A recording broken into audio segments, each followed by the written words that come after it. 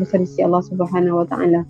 Ada satu hadis menyebut la tahqiranna minal ma'ruf walau an talqa akhaka biwajhin talib.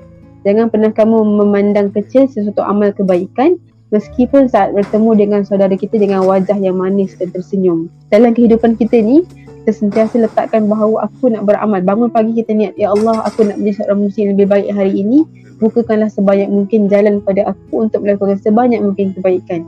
Mulakan pagi dengan senyuman pada orang-orang di sekeliling kita, orang sebelah kita, anak-anak kita, ahli keluarga, rakan serumah kita. Mulakan dengan senyuman, itu pun adalah satu pahala. Saat mana kita meniatkan ni lillahi ta'ala untuk membahagiakan orang sekeliling kita, insya-Allah akan berbau, akan menjadi pahala yang cukup besar dalam kehidupan kita. Jadi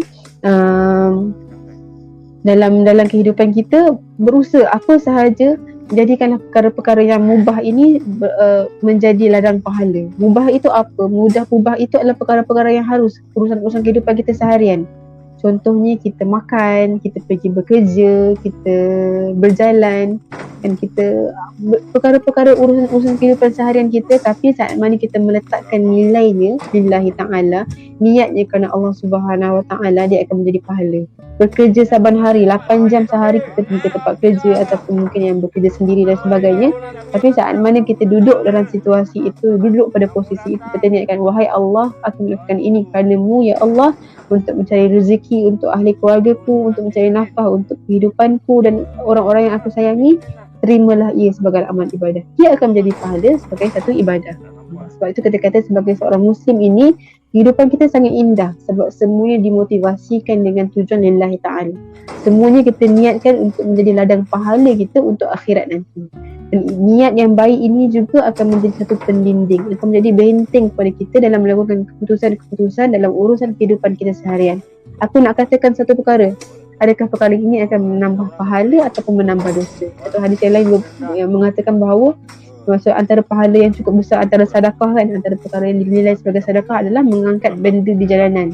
Walaupun angkat sampah, alihkan batu, saya sangat tertarik melihat kisah-kisah orang-orang yang seperti berhenti parking kereta di tepi jalan untuk selamatkan seekor kucing, untuk mengangkat besi yang mungkin menghalang laluan. Itu juga dikira sebagai pahala yang cukup besar di sisi Islam. So bertuahnya kita sebenarnya sebagai seorang Muslim ini saat mana setiap perkara yang kita buat adalah nilainya pahala, yang sentiasa menjadi pemberat timbangan di bahu kita kan. Pemberat pahala dan pahala yang kita kumpulkan untuk mewarnai dan memeriahkan lagi kehidupan kita. So, sebagai Muslim, dan satu lagi hadis yang saya ingat disebut, man sanna sunnatan hasanatan falahu ajruha wa ajru man amila biha ila yaumil qiyamah. Sesiapa yang memulakan satu jalan kebaikan dan kebaikan tersebut diikuti oleh orang-orang yang lain, maka pahala itu bukan sahaja untuk diri kita, bahkan pahala tersebut akan mengalir kepada kita juga, meskipun orang-orang lain yang meneruskan perkara tersebut. So, sebagai seorang Muslim, kita mulakan kebaikan, orang lain ikut, kita akan dapat pahala tanpa mengurangkan sedikit pun pahala orang yang buat amal tersebut.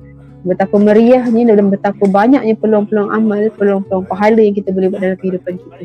So kejarlah peluang pahala sebaik mungkin dan tinggalkan seboleh mungkin ruang-ruang yang menjadi peluang dosa. Semuanya lillahi ta'ala. So menjadi seorang Muslim yang hadafnya, yang mindanya sentiasa terikat dengan akhirat, akan menjadi pendinding, akan menjadikan kehidupan kita cukup indah dan bermakna saat mana kita mengejar segala yang terbaik dalam kehidupan kita di dunia dan juga di akhirat nanti. So wallahu a'lam. Itu sahaja daripada saya untuk sesi 5 minit je. Assalamualaikum warahmatullahi wabarakatuh.